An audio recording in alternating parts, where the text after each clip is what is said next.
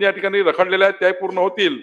आणि तिसरं महत्वाचं या ठिकाणी आपण सांगितलं की आपल्याला या ठिकाणी जी मोजणीबद्दल 60 दिवस 45 दिवस 30 दिवस 15 दिवस हे दूर करण्याकरता आपण एक कायद्यामध्ये सुधारणा केली आहे. ती काय सुधारणा केली आहे?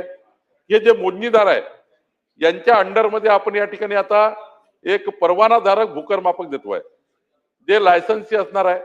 जसं आपण कॉन्ट्रॅक्च्युअल आता मोठ्या मोठ्या पॉवर प्रोजेक्ट मध्ये काम करतो कॉन्ट्रॅक्च्युअल लोक देतो.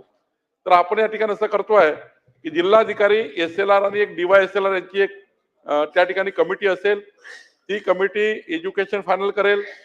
ती कमिटी यांना प्रशिक्षित करेल आणि भूकरमापकाच्या अंडरमध्ये आपण एका भूकरमापकाला 8-8 10-10 लोक दिले तर मोजणीची जी स्पीड आहे ती 4 पटीने पुढे वाढेल. आणि म्हणून जो आपल्याला या राज्यामध्ये आपण एक संकल्प केलाय किमान 30 दिवसाच्या आत 15 दिवस म्हटलंय.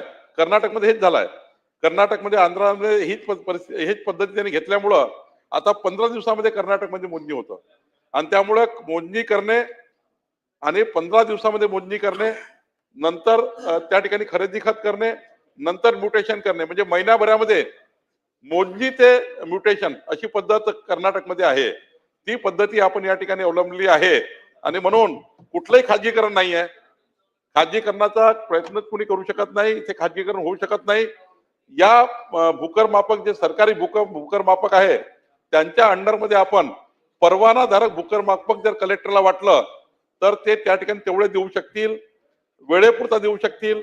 त्याची रेट लिस्ट असेल त्या रेट लिस्टवर त्यांना किती पगार द्यायचा किती पेमेंट द्यायचं ते कलेक्टर ठरवेल. आणि त्यामुळं जी मोजणीदाराची कमी आहे ती भरून निघेल. आणि या मोजणीदाराला एक सहाय्यक म्हणून त्या ठिकाणी खाजगी एक एज्युकेटेड मुलगा प्रशिक्षित करून आणि त्याचं एज्युकेशन ठरवून आपण या ठिकाणी त्यांना कामावर घेतो आहे. या पद्धतीने आपण या जमाबंदीला या ठिकाणी तातडीनं मोजणी करण्याकरता जे राज्यात प्रश्न निर्माण झाले आहेत त्यामुळे एक मोठा बूस्ट या ठिकाणी मिळणार आहे.